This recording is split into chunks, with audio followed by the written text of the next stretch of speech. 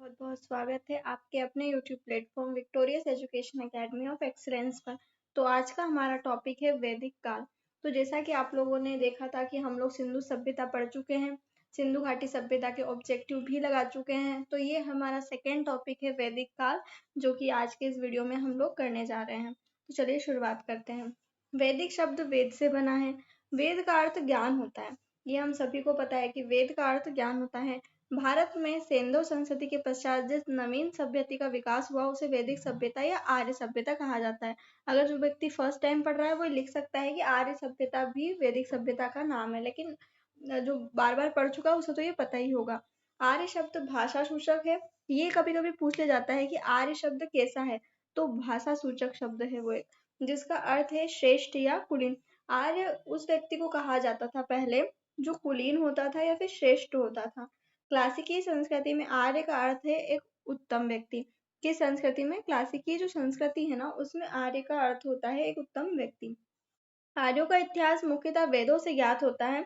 जो वेद लिखे गए थे ना, ऋग्वैदिक और उत्तर वैदिक कालीन में, तो उनसे हमें ज्ञात होता है कि भाई आर्य जो थे वो क्या किया करते थे। सामान्यतः वैदिक साहित्य की रचना का श्रेय आर्यों को दिया जाता है। आर्यों के मूल निवास स्थान को लेकर मतभेद थे। प्रमुख इतिहासकार ने इस पर अलग अलग विचार व्यक्त किए हैं। मतलब आखिर आर्य निवास कहाँ करते थे, इसको लेकर बहुत ज्यादा मतभेद है। तो चलिए हम थोड़ा देख लेते हैं। ये इम्पोर्टेंट है, ये आपको याद करना ही है, चाहे आप सिनॉप्सिस में लिख के याद करो, बार बार पढ़ के याद करो, चाहे आप ट्रिक से याद करो, लेकिन ये बहुत इंपॉर्टेंट चीज है। अब कश्मीर या हिमालय के क्षेत्र से आर्य आए थे भैया। मतलब कश्मीर या हिमालय का जो क्षेत्र था ना, वहां से हमारे देश में जो है आर्य आए थे। तो एक किसने कहा ये? एल डी कल। तो कल आना हिमालय से हम क्या बोलेंगे, वो हमने पिक्चर देखी ना, ओ स्त्री कल आना। तो वैसे ही हम आर्यों से क्या कह देंगे, कश्मीर से जब वो आ रहे हैं तो हम क्या कह देंगे, तुम कल आना, आर्य तुम कल आना। तो कैसे याद कर लिया हमने कि कल आना। ब्रह्मर्षि देश, पंडित गंगानाथ झा। जो गंगा जी है ना, उससे ब्रह्मा जी का हम स्नान कराते हैं। कैसे याद करेंगे कि भैया ब्रह्मर्षि देश से, जो ब्रह्मर्षि देश था वहां से जो आए, तो वो हम गंगा जी से ब्रह्मा जी को स्नान कराते थे। तो ब्रह्मर्षि देश, पंडित गंगानाथ झा। ठीक है। अब अगर मैं बात करूँ सप्त सिंधु प्रदेश की, मतलब जो 7 नदियों का प्रदेश है, वहां से आर्य आए थे। तो ये कौन कहता है? तो डॉक्टर अविनाश चंद्र दास। इसको कैसे याद रखेंगे कि भैया हमने जो है 7 जो नदियां जाती है पाकिस्तान की तरफ, उनको रोका है। ठीक है।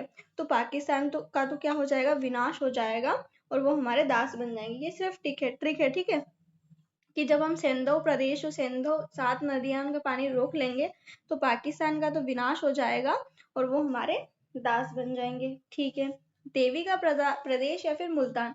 वो लोग देवी का प्रदेश, ये जो आज का मुल्तान हम कहते हैं, मुल्तान वाला जो क्षेत्र है, वो लोग वहां से आए थे। तो ये कौन कहता है? D S Trivedi. तो त्रिवेदी 3 वेद को पढ़ती थी। कौन पढ़ती थी? देविका। देविका 3 वेद को पढ़ती थी। डीएसपी थी वो। जो देविका थी वो एक डीएसपी थी और वो 3 वेदों को पढ़ती थी। याद हो गया? ठीक है। दक्षिणी रूस। अब जो रशिया है, तो वहां पर गार्डन में चाइल्ड खेलते हैं। अब जैसे हमारे यहाँ तो क्या है, गलियों में ही बच्चे खेलते हैं, लेकिन रशिया जो है, दक्षिणी रूस, स्पेशली साउथ रूस, वहां पर गार्डन में चाइल्ड खेलते हैं। मध्य एशिया, सभी को पता है, मैक्स मूलर ये सबसे इंपॉर्टेंट माना जाता है। मैक्स मूलर ने जो कहा वो सही होगा कि मध्य एशिया से आए हैं। तो मैक्स मूलर, इसको अपनी जो है सिनॉप्सिस में लिख ही लेना, क्योंकि अगर यहाँ से प्रश्न पूछा जाएगा तो ये जरूर पूछा जा सकता है कि मध्य एशिया से आर्य आए थे, किसने कहा? तो मैक्स मूलर ने कहा। नॉर्थ पोल, ये हमारा पृथ्वी है, और यहाँ पर जो नॉर्थ पोल है, यहाँ से आर्य भारत में आए थे, ये कौन कहते हैं? हमारे पंडित गंगाधर तिलक। ये तो हमको याद रहेगा कि भाई उत्तरी ध्रुव से किसने कहा? कि बाल गंगाधर तिलक ने। अभी बच्चों वाली बातें नहीं है क्या कि उत्तरी ध्रुव से आर्य आए थे? तो बालकों वाली बात किसने करी? गंगाधर तिलक ने करी। ठीक है। तिब्बत से आए थे, ये किसने कहा? दयानंद सरस्वती ने। तिब्बत को चीन ने हथिया लिया है, तो तिब्बत पर क्या करो? दया करो। तिब्बत पर क्या करो? दया करो। जर्मनी। मनी किसको चाहिए? हर्ट और पेन का को चाहिए। हमारे हर्ट में क्या है?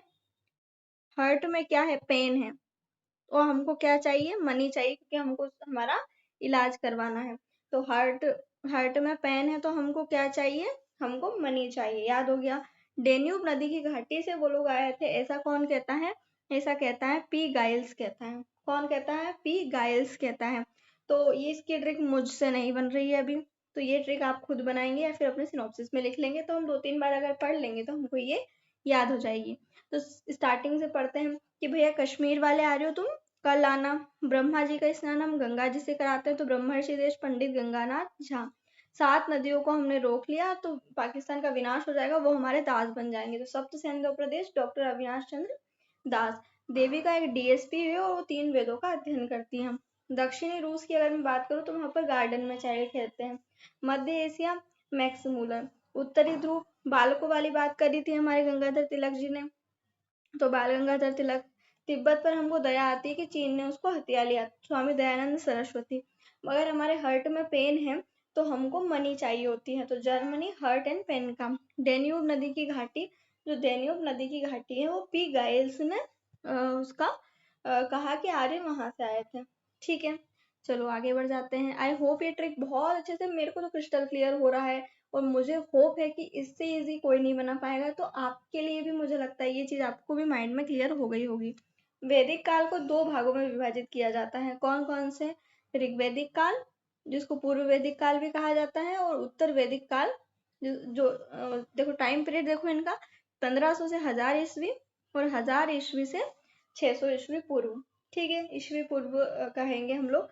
तो 1500 ईस्वी पूर्व से 1000 ईस्वी पूर्व और 1000 ईस्वी पूर्व से 600 ईस्वी पूर्व। ठीक है, आई होप ये आपको क्लियर हो गया होगा। अगर जो पहली बार जो बच्चा पढ़ रहा है, जिसने बार बार पढ़ा होगा उसको तो ये डेट्स रटा गई होंगी, लेकिन जो पहली बार बच्चा पढ़ रहा है उसको ये जो चीजें हैं ये अपने सिनॉप्सिस में लिखते चलना है।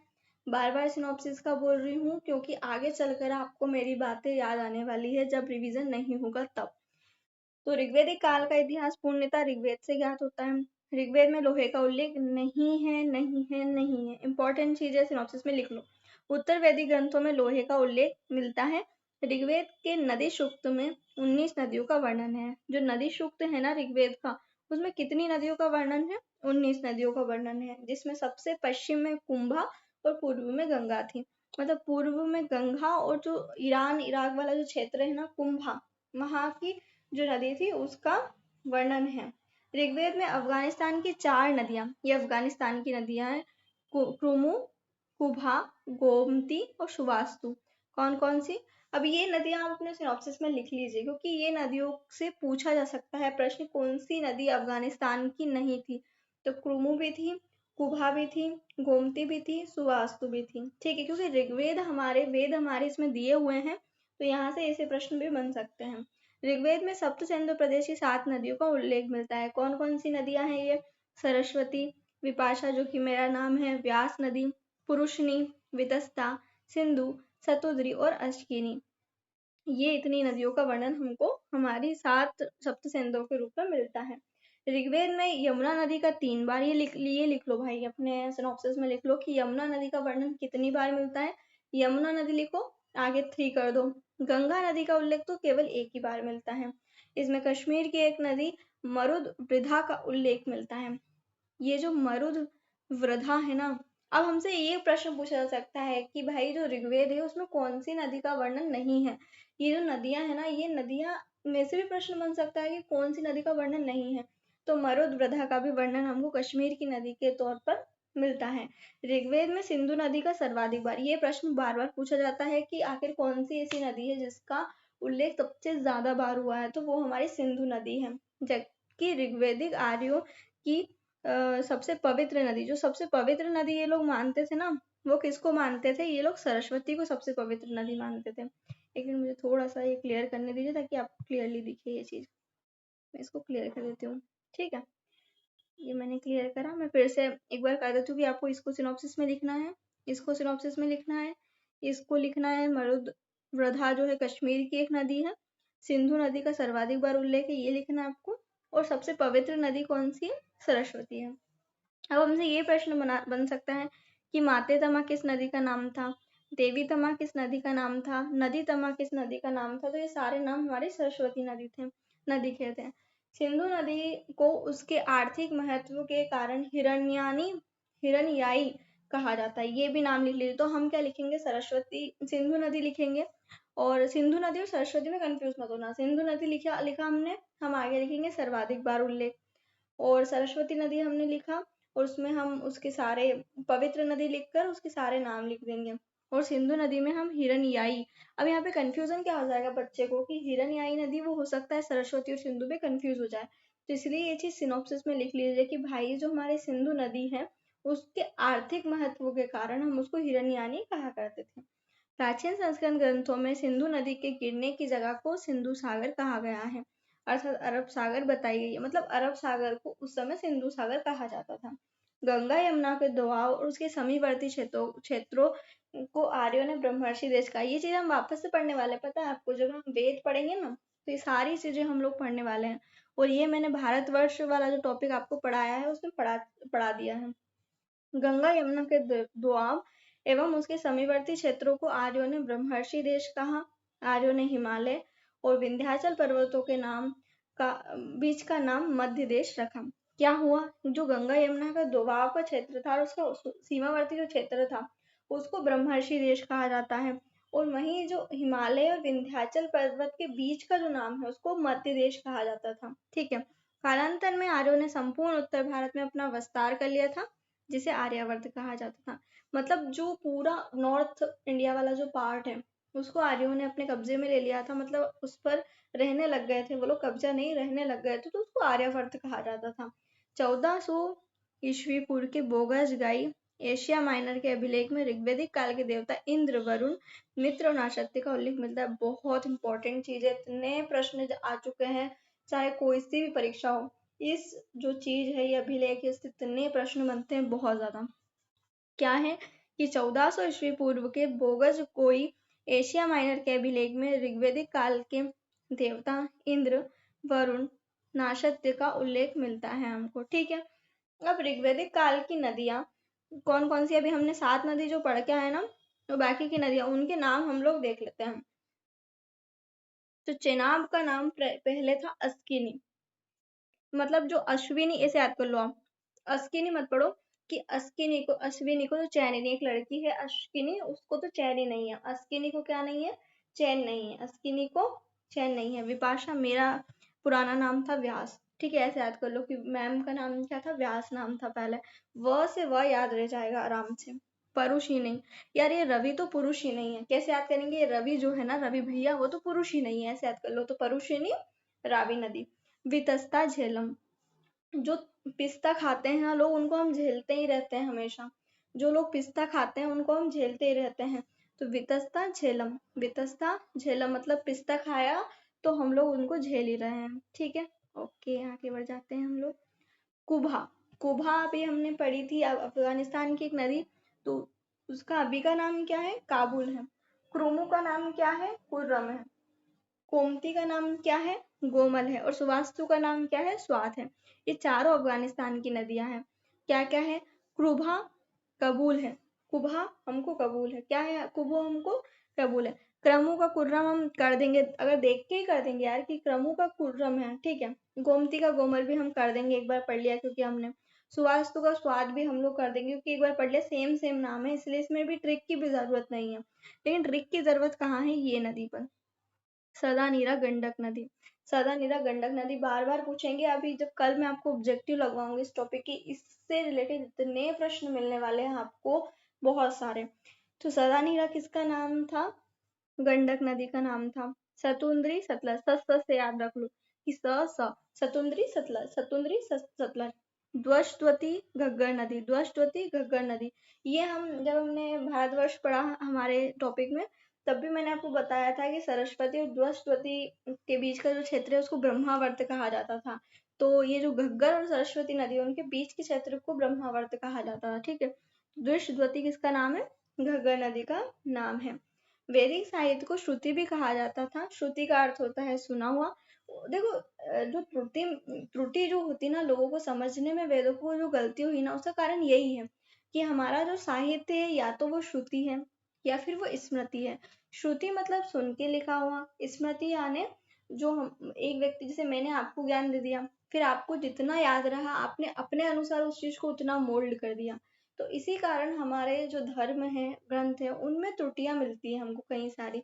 तो इसका कारण क्या है? आपने एक गेम देखा होगा, बहुत सारे शो में चलता है कि एक हर व्यक्ति के कान में म्यूजिक लगा दिया गया है, एक व्यक्ति को कहा जाएगा कुछ भी, फिर वो दूसरे व्यक्ति को वो बात बोलेगा, फिर वो व्यक्ति किसी और को बोलेगा, और आप देखेंगे कि जो बात रियल में थी वो कुछ और ही निकल के आती है। हालांकि इसको आज फनी गेम हम कहते हैं, लेकिन वास्तविकता यही है कि कई जो हमारे वेद हैं वो या तो श्रुति है या फिर स्मृति है।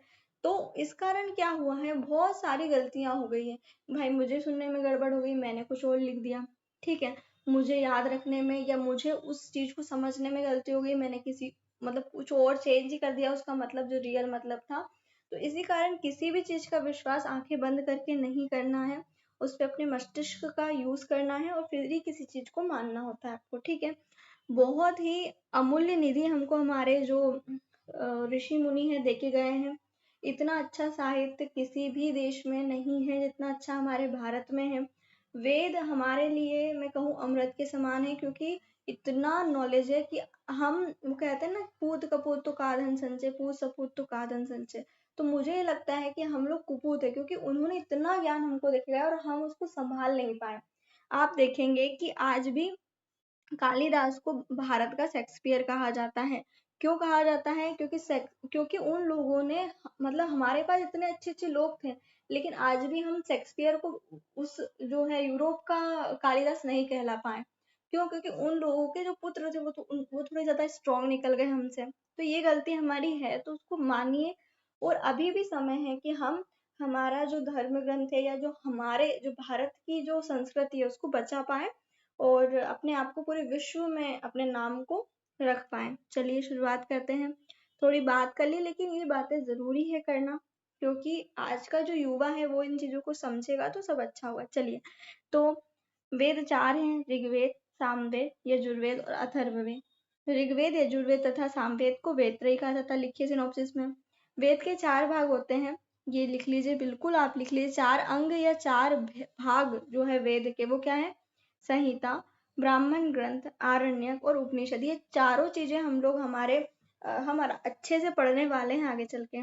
ऋग्वेद में कुल 10 मंडल, 128 सूक्त, 10 552 ऋचाएं, 117 सूक्त साकल में, 11 पालखिल्य में, ठीक है। और जो है ऋग्वेद के 3 भाग हैं, हमको 3 पार्ट मिलते हैं ऋग्वेद के। ये सारी चीजें हम जब वेद टॉपिक पढ़ेंगे ना तो उसको डिटेल में पढ़ने वाले हैं। ऋग्वेद के 2 से 7 तक के मंडल प्राचीन माने जाते हैं। अगर आप अभी सिनॉप्सिस में लिखना चाहे तो ये चीजें अभी लिख लीजिए, नहीं तो जब ऋग्वेद हम लोग पढ़ेंगे तो हम उस समय पढ़ेंगे, ठीक है। ऋग्वेद के मंडल और उनके रचयिता, ठीक है। तो पहले मंडल के रचयिता है मधुच्छंदा या मेधातिथि। क्या है? मधुच्छंदा या फिर मेधातिथि। द्वितीय मंडल ग्रत संवद, ठीक है, ग्रत संवद। तो हम कैसे याद करेंगे? एम जी, महात्मा गांधी से याद कर लो कि एम जी, मधुच्छंदा, मेधातिथि या फिर ग्रत संवद, ठीक है। पहले का महात्मा हमेशा याद करेंगे 1 2 महात्मा गांधी, तो मधुच्छंदा, मेधातिथि, ग्रत संवद द्वितीय मंडल, ठीक है। अब वी आ जाएगा, ठीक है। तीसरे मंडल के हैं विश्वामित्र, चौथे मंडल के हैं जो है हमारे क्या कहते हैं, वामदेव जी। अब ए बी से याद कर लो। ए बी से क्या याद कर लो कि छठा मंडल अत्रि, पांचवा मंडल अत्रि ऋषि का है और छठा मंडल भारद्वाज ऋषि का है। सातवां मंडल वशिष्ठ, फिर से वी आ गया हमारा वशिष्ठ। तो सातवां मंडल किसका है? वशिष्ठ का है। अगर आठवें की बात करूं तो हम उसको याद करेंगे ए के से, तो अंगिरस और कण्व, अंगिरस और कण्व, ठीक है। नवा मंडल जो है वो अंगिरस और अन्य ऋषियों का है, जिनको कहा जाता है पवमान, अंगिरा जो है, मतलब जो पवमान ऋषि और अंगिरा ऋषि ने मिलकर नवे मंडल का जो है रचना की है, ठीक है। इसके बाद में फिर 10वां मंडल आता है, जिसकी रचना विमदा, इंद्रा, सची और अन्य ने करी। तो ये सारे लोगों ने मिलकर जो है मंडलों की रचना करी। कैसे याद रखा हमने? महात्मा गांधी, मधुच्छंदा, मेधातिथि और दूसरे मंडल ग्रत्समद, तीसरा चौथा विश्वामित्र, वामदेव और पांचवा छठा ए बी से याद रखा हमने अत्रि, भारद्वाज। सातवां हमने वशिष्ठ से याद रखा। आठवां हमने अंगिरस और कण्व से याद रखा। फिर हमने नवा मंडल पवमान या फिर अंगिरा से याद रखा। 10वां मंडल हमने विमधा, इंद्रा, सची और अन्य से याद रखा। अभी अगर याद नहीं हो तो आप अपने सिनॉप्सिस में लिख लीजिए।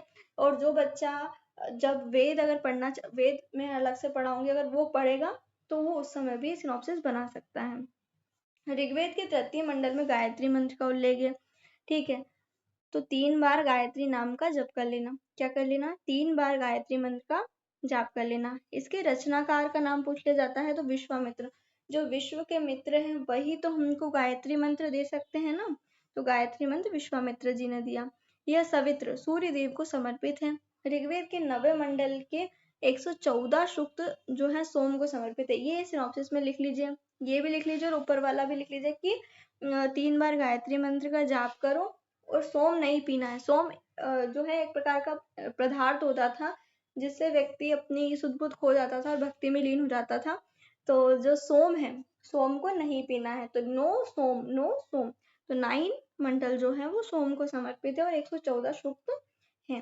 प्रारंभ में हम तीन वर्णों का उल्लेख पाते हैं जिसमें ब्राह्मण, क्षत्रिय और वैश्य थे। शूद्र वर्ण का उल्लेख ऋग्वेद के 10वें मंडल के पुरुष सूक्त में हुआ है। ये इम्पोर्टेंट है, अपने सिनॉप्सिस में लिखिए कि शूद्र शब्द जो है उसका सबसे पहला उल्लेख कहाँ मिला है, तो ऋग्वेद के 10वें मंडल में मिला है। ऋग्वेद के मंत्रों का उच्चारण करने वाले व्यक्ति को होत्र या फिर होता कहा जाता था। अब कैसे याद करेंगे इसको? एक कैसे याद रखेंगे कि ऐत्रेय और कौशितकी ऋग्वेद के 2 ब्राह्मण हैं। हम आगे चल के ऋग्वेद वेद भी पढ़ेंगे, ब्राह्मण भी पढ़ेंगे, आरण्यक भी पढ़ेंगे, उपनिषद भी पढ़ेंगे। उस समय भी आप सिनॉप्सिस में लिख सकते हो। अगर आप अभी चाहते हैं लिखना तो अभी भी इन चीजों को सिनॉप्सिस में लिख सकते हैं। जो ऐत्रेय ब्राह्मण है ना उसमें सुनह शेप आख्यान का वर्णन मिलता है। सिनॉप्सिस में लिख लीजिए, ये इंपॉर्टेंट प्रश्न है कि हमको सुनह शेप के आख्यान से ऐतराज है। ऐसे याद कर लो कि सुनह शेप के आख्यान से हमको भैया ऐतराज है। ठीक है, अब यजुर्वेद आता है। तो यजुर्वेद जो था ना वो स्त्रोत और कर्मकांड वर्णित है। उसमें स्त्रोत दिए गए हैं, उसमें कर्मकांड से रिलेटेड चीज दिए हैं। और ये एकमात्र ऐसा वेद है जो गद्य पद्य दोनों में है।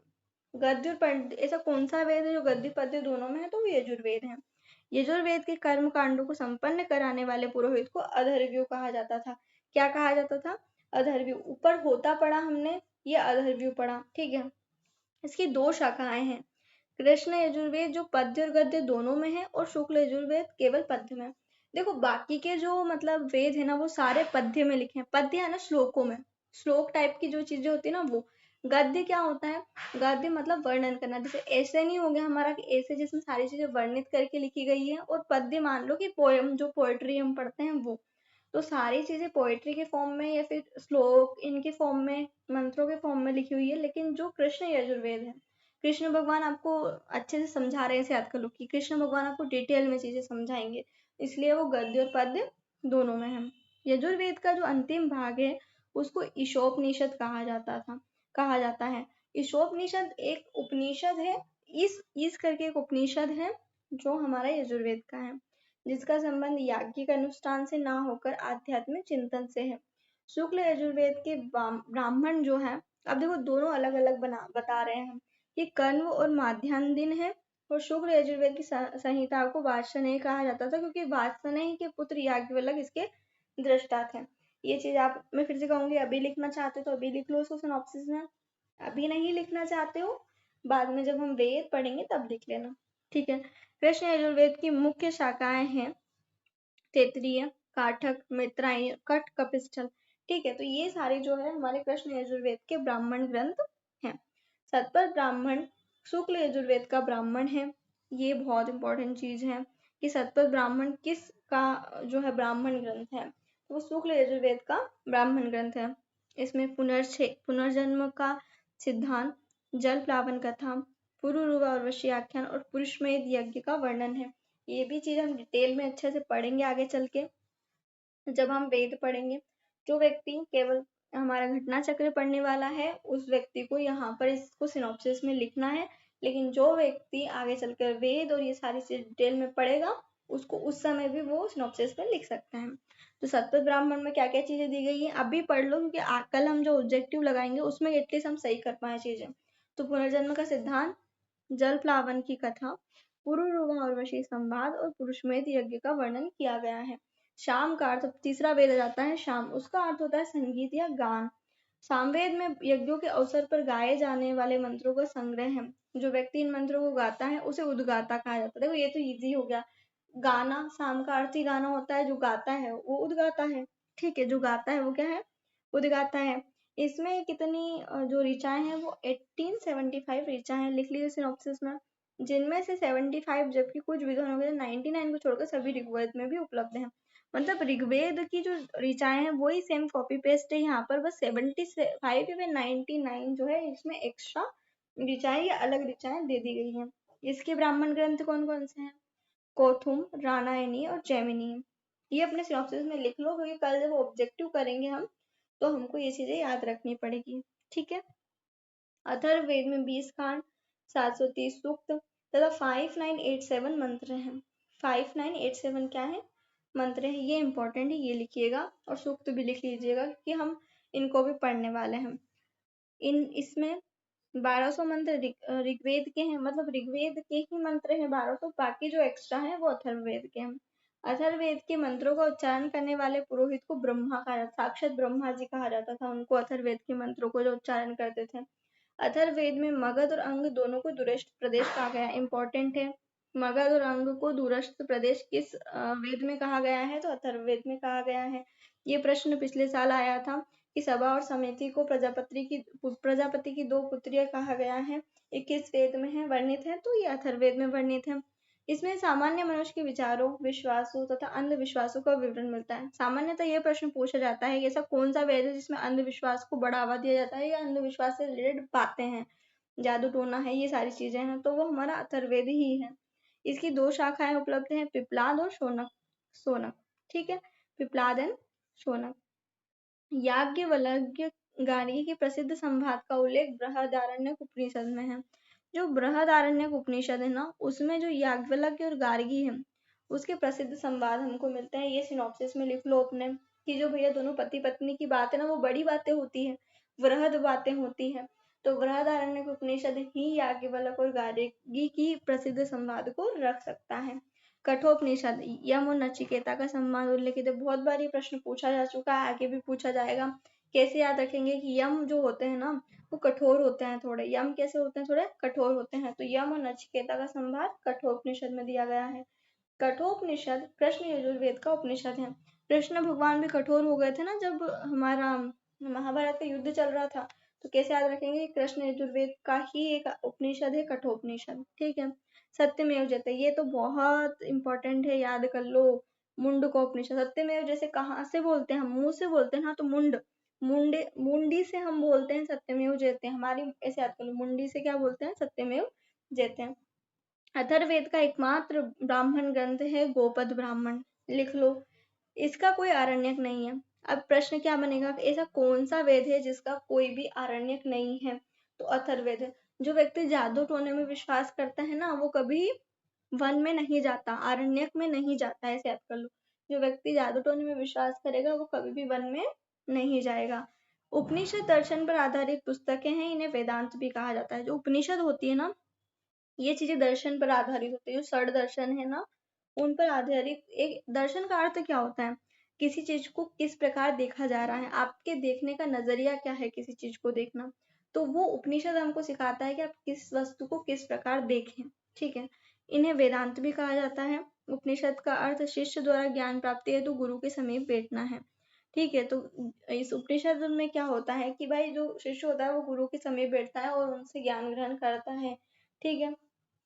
उपनिषद में प्रथम बार मोक्ष की चर्चा मिलती है। लिख लो सिनॉप्सिस में कि मोक्ष की चर्चा कहाँ मिलती है। 4 ऑप्शन दे दी जाएंगे आपको, वेद में मिलती है, ब्राह्मण में मिलती है, आरण्यक में मिलती है कि उपनिषद में मिलती है? तो मोक्ष में मिलती है, उपनिषद में मिलती है। ठीक है। यह शब्द श्वेताश्वर उपनिषद में पहली बार आया है। जो मोक्ष शब्द है ना उसकी सबसे पहले चर्चा कहाँ हुई है? आप सफेद घोड़े पर बैठ के आपको मोक्ष मिलेगा, ऐसे याद कर लो कि जब आप सफेद घोड़े पे बैठोगे, श्वेत अश्व पे बैठोगे तो आपको मोक्ष मिल जाएगा भाई। ठीक है। वेदांत की संख्या 6 है जिसमें शिक्षा, कल्प, व्याकरण, निरुक्त, छंद और ज्योतिष आते हैं। जो सूर्व सूत्र है में यज्ञ वेदियों को मापने, उनके स्थान चयन और निर्माण आदि का वर्णन मिलता है। लिखो सिनॉप्सिस में जो पहली बार जो बच्चा पढ़ रहा है उसको लगता है कि मुझे ये चीज भी, जो इजी चीजें हैं वो भी याद नहीं है, आप उसको भी सिनॉप्सिस में लिखिए, क्योंकि जब एग्जाम आएगी तो आप जब बार बार उस सिनॉप्सिस को पढ़ेंगे ना, तो हो सकता है आप फिर से सोचेंगे यार एक छोटा सिनॉप्सिस और भी बना लूं जो मुझे अब याद नहीं है चीजें। ठीक है, तो चलिए अब आगे बढ़ते हैं। सुलभ सूत्र भी हम देख चुके हैं। पुराणों की संख्या 18 है, लिख लो सिनॉप्सिस में जिसको याद नहीं है। मत्स्य पुराण सबसे पुरानी है, ये याद रख लो, क्योंकि ऐसा याद कर लो कि मछली जो होती है वो सबसे पुरानी होती है, मछली जो होती है वो सबसे पुरानी होती है। अन्य कौन सी है? मार्कंडेय, भविष्य, भागवत, ब्रह्मांड, ब्रह्मवैवर्त, ब्रह्म, वामन, वराह, विष्णु, वायु, अग्नि, नारद, पद्म, लिंग, गरुड़, कुर्म और स्कंद पुराण। अब देखो आजकल सिर्फ है ना शिव पुराण और भागवत पुराण को ज्यादा महत्व दिया गया है, और कहीं ना कहीं विष्णु पुराण चलती है। बाकी ज्यादातर पुराने व्यक्ति पढ़ता ही नहीं है, क्योंकि उसको ज्यादातर मतलब व्यक्ति जाएगा नहीं, व्यक्ति को 18 पुराणों के बारे में नॉलेज ही नहीं है, केवल भागवत पुराण ही पढ़ते रहते हैं। और उससे हम सिर्फ देखो हमारा जो मतलब साहित्य वो कितना बड़ा है, और केवल सिर्फ हमको एक भागवत का नॉलेज है, वो भी पूरा नहीं है। ठीक है, इनकी रचना जो है पुराणों की रचना वो लोम हर्ष ऋषि और उनके पुत्र उग्रश्रवा द्वारा की गई है। लिख लो सिनॉप्सिस में कि 18 पुराणों की रचना जो है लोमहर्ष और उनके पुत्र उग्रश्रवा द्वारा की गई है। इनमें भविष्यत काल शैली में कलयुग के राजाओं का वर्णन मिलता है। जो भविष्यत काल शैली है ना उसमें कलयुग के राजाओं का वर्णन हमको मिलता है। लिख लो सिनॉप्सिस में। हिंदू पौराणिक कथा के अनुसार समुद्र मंथन हेतु मथनी में मंदराचल पर्वत और रस्ती में सर्पों के राजा वासुकी का प्रयोग हुआ था। ये तो याद रहता है, मोस्टली लोगों को याद होगा। इसमें विष्णु ने कूर्म अवतार धारण किया था। जो कछुआ होता है ना, उस कछुए का अवतार भगवान विष्णु ने धारण किया था, ताकि मंदराचल पर्वत जो है ऊपर रहे और धरती नीचे ना धस जाए। जो समुद्र है ना वो नीचे ना धस जाए, इसलिए कछुए का अवतार लिया था। मंदराचल पर्वत के नीचे भगवान विष्णु रहे थे कछुए के रूप में।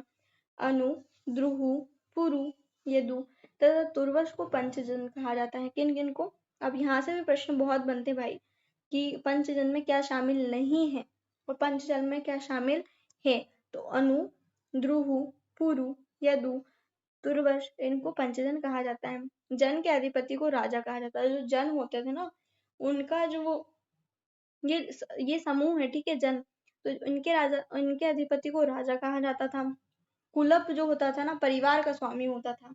पिता अथवा बड़ा भाई मोस्टली कुलप जो होता था परिवार का स्वामी हुआ करता था। ग्राम का मुखिया जो होता था ना, जैसे गांव का मुखिया, उसको ग्रामनी तथा विश्व का प्रमुख विश्वपति कहलाता था।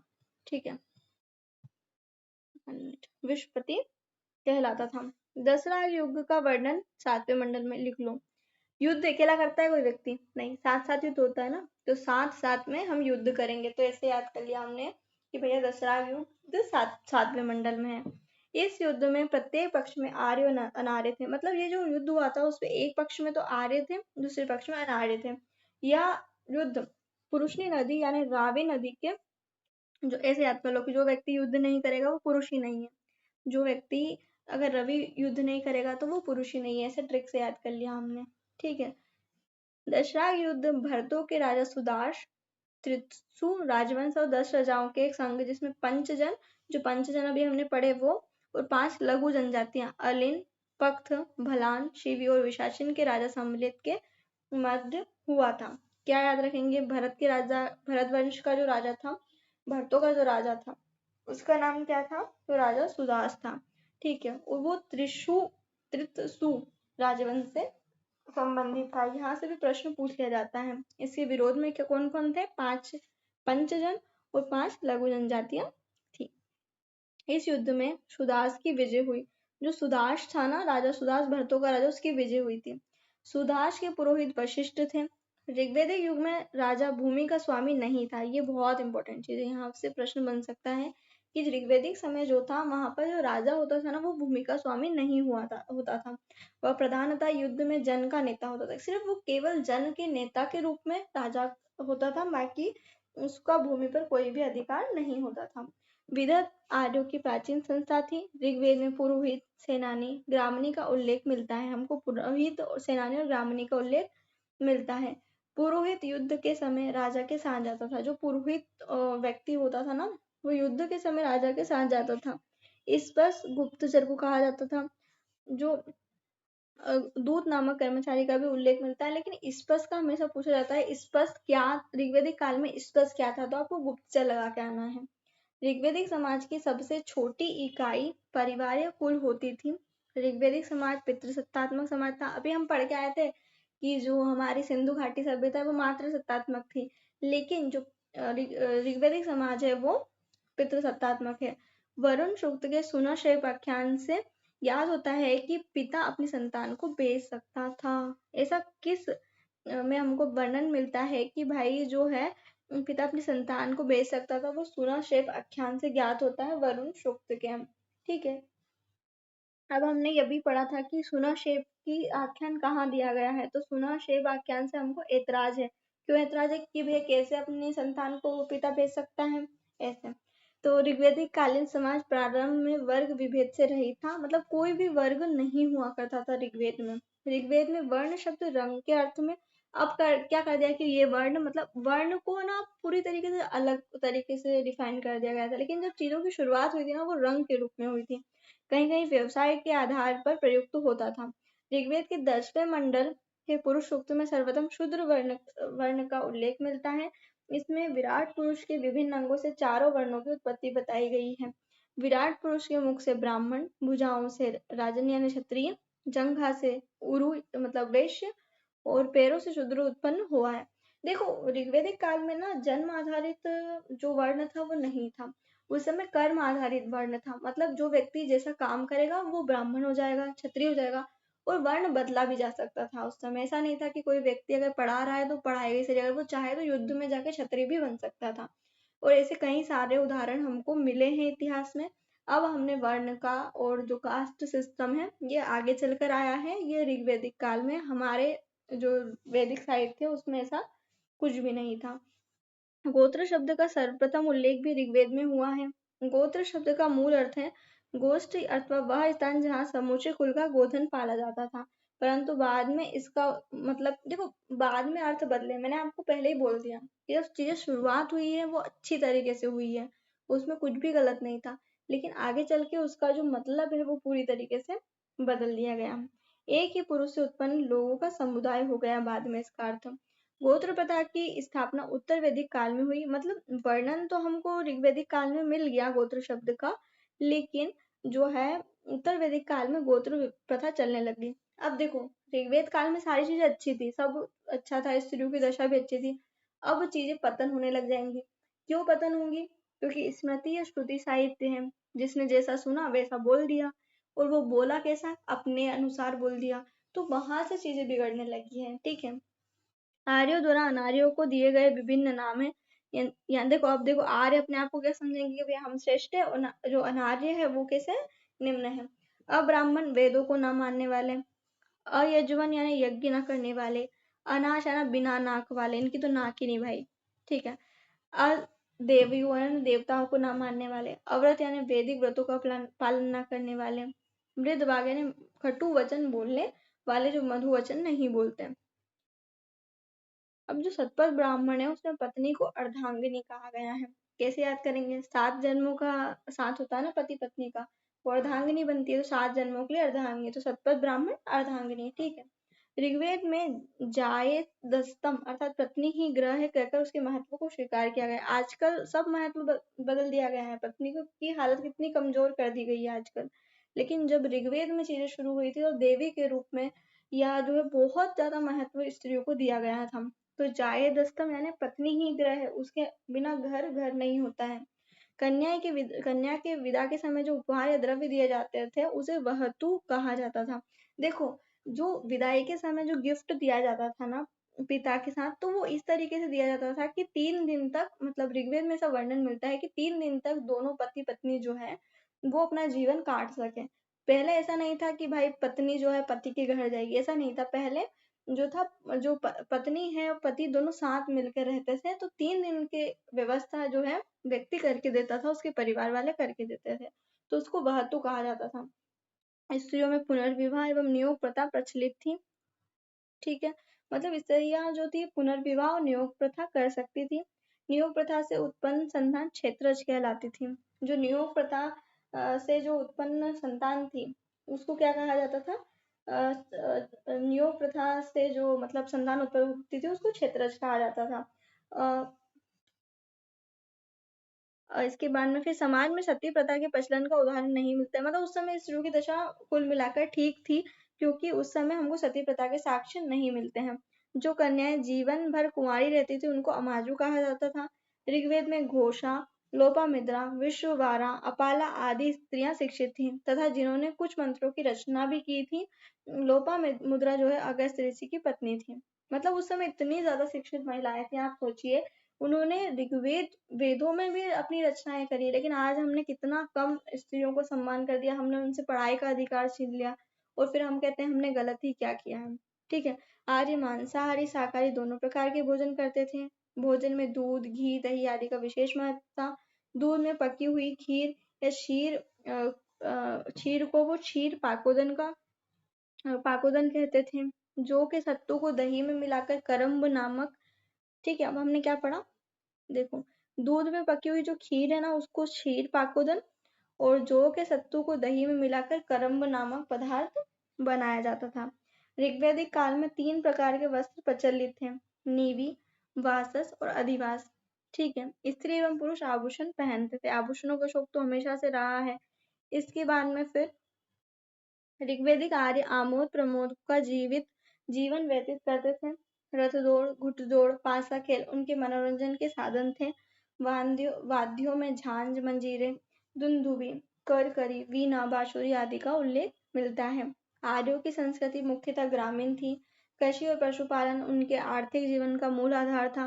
ऋग्वेद में पशुपालन की तुलना में कृषि का उल्लेख बहुत कम मिलता है। जो ऋग्वेद है ना उसके तुलना में यहाँ पे पशुपालन कम हो गया था, और कृषि मतलब पशुपालन बढ़ गया था और कृषि कृषि कम हो गई थी। पहले जो ऋग्वेदिक काल में कृषि ज्यादा हुआ करती थी।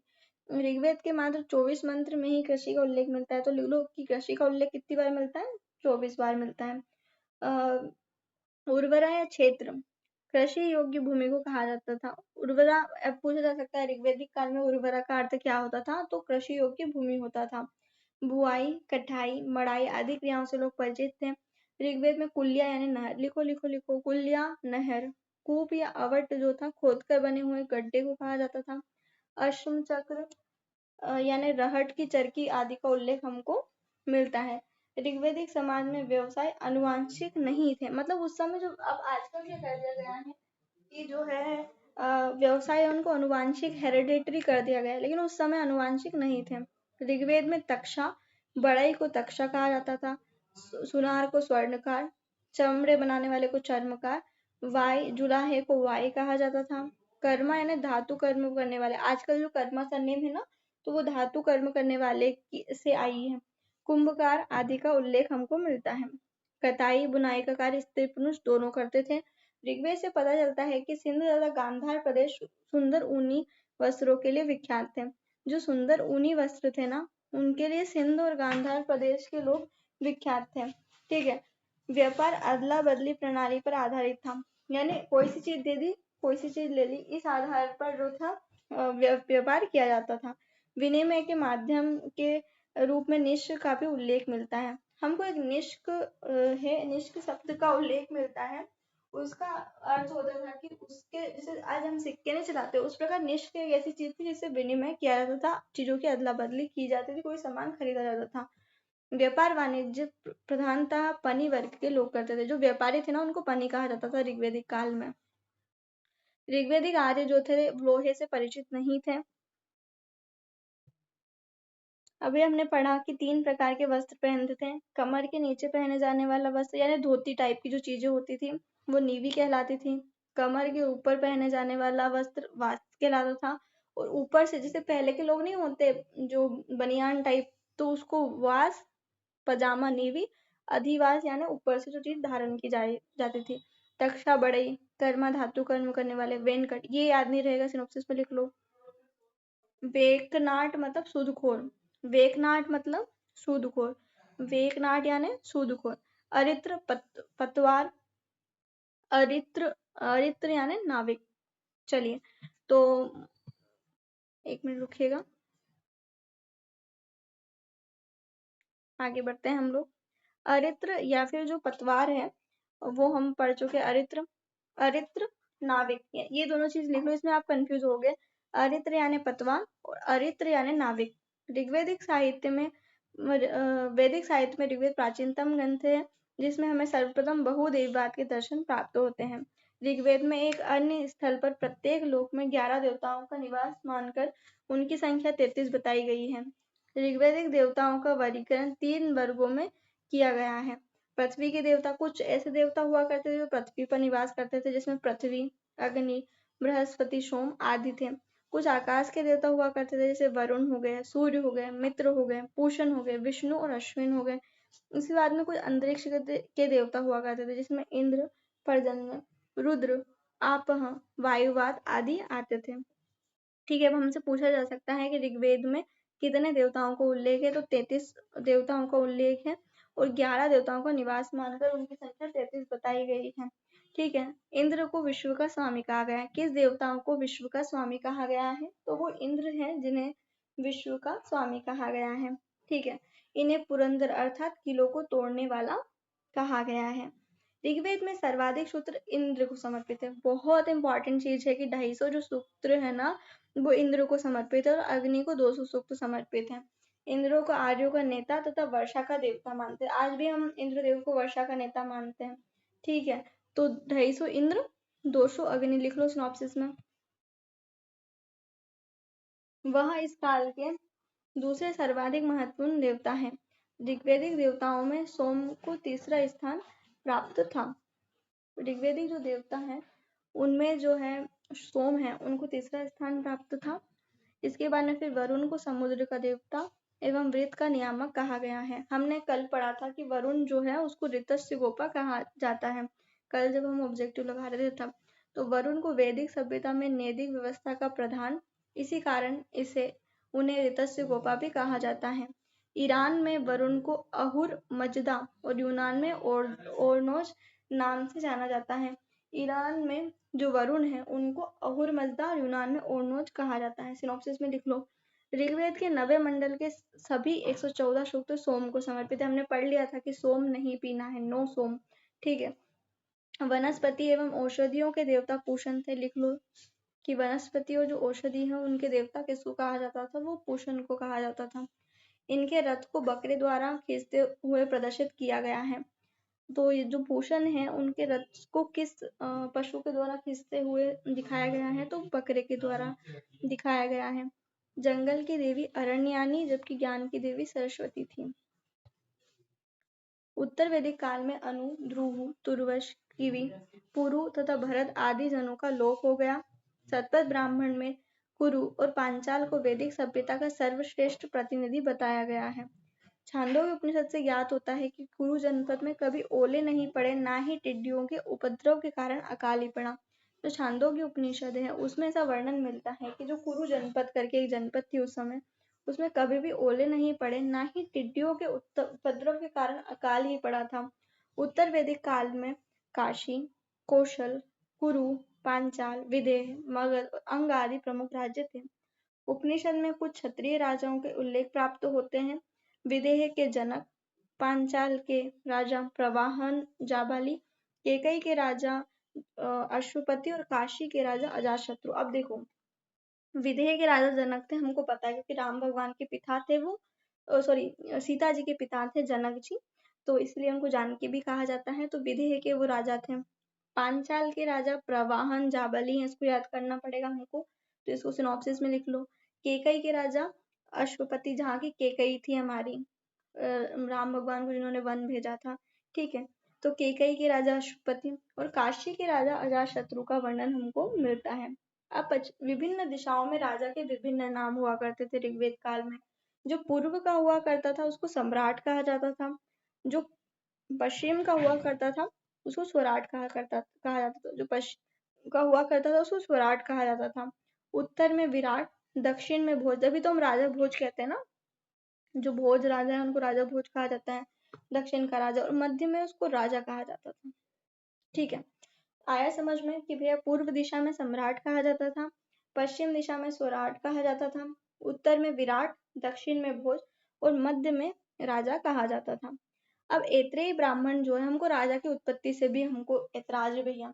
एक तो सुदर्शेप आख्यान से हमको ऐतराज हुआ था, दूसरा ऐतराज हमको हो गया कि भैया हमको जो राजा की उत्पत्ति का सिद्धांत है उससे भी हमको ऐतराज है। ठीक है, ऐत्रेय ब्राह्मण में कहा गया है कि समुद्र पर्यंत पृथ्वी का शासक एकराट होता है। ये चीज भी आप सिनॉप्सिस में लिख लीजिए कि भाई जो समुद्र पर्यंत पृथ्वी का शासक है, वो मतलब जो समुद्र पूरा लेके जो पृथ्वी का शासक कर रहा है उसको एकराट कहा जाता है। हमने नहीं पढ़ा कि एकराट जो हम बहुत सारे राजाओं के नाम हमको एकराट मिलते हैं, तो वो कि सारी पृथ्वी का जो शासन कर रहा है वो एकराट है, मतलब एक ही राष्ट्र का मतलब वो पूरा शासन संभाल रहा है। अथर्ववेद में एकराट सर्वोच्च शासक को कहा गया है। अथर्ववेद में परीक्षित को मृत्यु लोक का देवता कहा गया है। अब होता क्या है, कई बार मृत्यु लोक के देवता के रूप में यम को भी लगा के जाते हैं, बच्चे गलती कर लेते हैं, लेकिन अथर्ववेद के अनुसार वो परीक्षित को कहा गया है। ठीक है, छांदोग्य उपनिषद और बृहदारण्यक उपनिषद में उद्वालक आरुणि और उनके पुत्र श्वेतकेतु के बीच ब्रह्मा एवं आत्मा की अभिन्नता के विषय में संवाद है। जो छांदोग्य उपनिषद है और बृहदारण्यक उपनिषद है उसमें उद्वालक आरुणि और उसके पुत्र श्वेतकेतु के बीच ब्रह्म और आत्मा की अभिन्नता के विषय में संवाद है। यहाँ से भी प्रश्न पूछा जाता है कि उद्वालक आरुणि और श्वेतकेतु का संवाद कहाँ मिलता है, तो वो छांदोग्य उपनिषद और बृहदारण्यक उपनिषद से हमको मिलता है। अथर्ववेद में सभा और समिति को प्रजापति की दो पुत्रियां कहा गया है। वैदिक काल में सभा एवं समिति नामक दो संस्थाएं राजा की निरंकुशता पर नियंत्रण रखती थी। जो वैदिक काल है ना, उसमें सभा समिति नामक दो संस्थाएं जो थी वो राजा की निरंकुश, मतलब राजा उस समय निरंकुश नहीं था, वो अपने मन से जो चाहता है वो नहीं कर सकता था, उस पे भी नियंत्रण था। संभवतः सभा जो थी, मतलब सभा ना राज्यसभा के समान और समिति जो है वो लोकसभा के सभा के समान थी उस समय। सभा कुलीन और वृद्ध मनुष्यों की संस्था थी जिसमें उच्च कुल में उत्पन्न व्यक्ति ही भाग ले सकते थे। इसके विपरीत समिति सर्वसाधारण की सभा थी जिसमें जनों के सभी व्यक्ति अथवा परिवारों के प्रमुख भाग ले सकते थे। सभा का ऋग्वेद में 8 बार और समिति का 9 बार उल्लेख मिलता है। उत्तर वैदिक काल में सभा में महिलाओं की भागीदारी बंद कर दी गई। मतलब मैंने आपको बताया ना कि उत्तर वैदिक काल में जो है महिलाओं की स्थिति में पतन हुआ, तो यही है कि उत्तर वैदिक काल में महिलाओं से सारे अधिकार धीरे धीरे छीने जाने लग गए। संहिता एवं ब्राह्मण काल तक समिति का प्रभाव कम हो गया। संहिता और ब्राह्मण काल जब तक आया ना, तो उस समय समिति बहुत कमजोर पड़ गई, यह केवल परामर्शदायिनी परिषद रह गई। पहले क्या था, समिति राजा को चुनने का काम करती थी, राजा को चुनने का काम समिति ही करती थी, चुनाव होता था, तो उस समय समिति जो थी वो स्ट्रॉन्ग थी। लेकिन आगे चल के जब संहिता और ब्राह्मण जब बने, जब संहिता लिखी गई, ब्राह्मण काल जब आया, तो उस समय वो थोड़ी कमजोर पड़ गई। राजस्व यज्ञ में रत्न हविष उत्सव के समय राजा रत्निन के घर जाता था। अब होता क्या है, एक उत्सव मनाया जाता था, राजस्व यज्ञ जब होता था उस समय जो राजस्व यज्ञ में रत्न हविष उत्सव होता था, उसके समय जो राजा था वो रत्निन के घर जाता था। जो रत्निन थे ये मतलब मैं कह सकती हूँ ऑफिसर कह सकते हैं हम, अलग अलग क्षेत्रों के ऑफिसर थे। तो रत्निन जो थे उनके घर राजा हविष उत्सव के समय जाया करता था। अलग अलग ग्रंथों में रत्निनों की संख्या अलग अलग प्राप्त होती है। सतपथ ब्राह्मण में जो रत्निन है उनकी संख्या हमको 12 मिली है, जिसमें मुख्य जो है वो ये है। 1 मिनट रुकिएगा, अगर वीडियो बड़ा होता है तो हम लोग इसको सेकेंड पार्ट में कवर अप करेंगे। तो चलिए मैं इतना पढ़ देती हूँ, उसके बाद फिर जो है हम अगले वीडियो में कवर करेंगे, क्योंकि वीडियो बहुत ज़्यादा लंबा हो रहा है। फिर पढ़ने में भी व्यक्ति को थोड़ा, वो जो व्यक्ति है वो थोड़ा कमजोर पड़ने लग जाता है। पुरोहित जो है राजा का प्रमुख परामर्शदाता हुआ करता था। सेनानी सेना का प्रमुख, ग्रामनी ग्राम का प्रमुख, महिषी राजा की पत्नी, ये लिख लीजिए सिनॉप्सिस में, ये आपको याद नहीं रहेगा। सूत रथ सेना का नायक, जो रथ पे चलते थे ना, सेना अलग अलग सेना हुआ करती थी, जो रथ पे चलता था उसका नायक हुआ करता था सूत। संग्रहिता कोषाध्यक्ष, कोष को संग्रह करना, लिख लीजिए सिनॉप्सिस में कि कोष को संग्रह करने का काम संग्रहिता करता था। रथ सेना का नायक सूत था, ये भी लिख लीजिए। हम पढ़ते ना सूतकार सूतकार, तो रथ जो चलाता था उसको सूतकार कहा जाता था, तो रथ सेना का नायक को सूत कहा जाता था। भागदूत कर जमा करने वाला अधिकारी, तो जब हम हमारा जो कर जमा करने वाला अधिकारी है वो भाग गया है, याद कर लो कि कर जमा करने वाला अधिकारी क्या हुआ, भाग गया। अक्षवाप, ये आपको याद नहीं रहेगा, इसको लिख लो। आय वे गणना अध्यक्ष और धूत कीड़ा में राजा का मित्र, मतलब जब राजा धूत कीड़ा करते थे और आय व्यय का की जो गणना करने का काम करता था कि कितना चीज आई है, कितनी हमारा मतलब कितना खर्चा हुआ है, कितनी कमाई हुई है, वो सब जो था वो अक्षवाप किया करता था। ठीक है। छात्री या छत्ता जो है प्रतिहारी या दोबारिक को कहा जाता था। छात्री या फिर जो छत्ता है वो प्रतिहारी या दोबारिक को कहा जाता था। चलिए आज के वीडियो में मैं यहीं पर रोक रही हूँ क्योंकि बहुत ज्यादा लंबा वीडियो हो गया है, फिर जो ये चीजें याद भी नहीं रहती है। दूसरी चीज ये है कि एक साथ पढ़ा दूंगी तो फिर व्यक्ति का दिमाग जो है वो थोड़ा कमजोर भी पड़ जाता है। चलिए थैंक यू, मुझे लगता है आपको चीजें समझ आ रही होंगी। अगर मैं थोड़ा फास्ट हो रही हूँ तो भी आप मुझे बताइए कमेंट करके। अगर मतलब सारी चीजें सही जा रही हैं तो भी आप मुझे बताइए। ऐसा ना हो कि मेरी वन वे ही जो कम्युनिकेशन है वो रह जाए। तो आप अपना जो मैं कह सकती हूँ आपके मन में जो भी है कि भाई अच्छा है, कोई चीज सुधार करनी है, आप मुझे जरूर बताइए। I will do it. Thank you so much. Bharat माता की जय। जय हिंद, जय भारत।